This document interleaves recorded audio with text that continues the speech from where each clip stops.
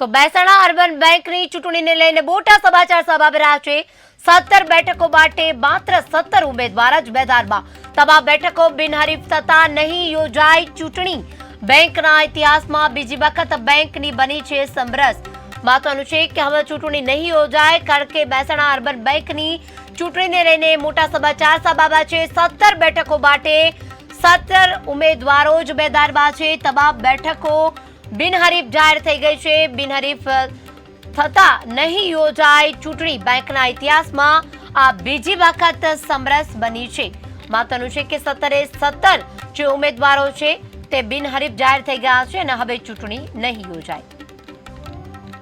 આજે જે cooperative sector ની અંદર અર્બન બેંકનું જે ચૂંટણીના અનુસંધાનનો એક ઐતિહાસિક દિવસ હતો।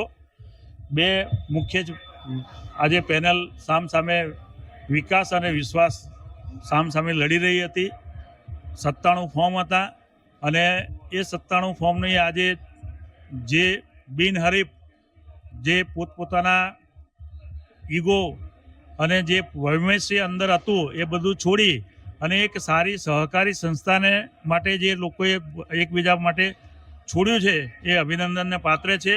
આ બેંકના વિકાસ માટે અને મહેસાણા જિલ્લા અને ગુજરાત રાજ્ય માટે બહુ સારામાં સારું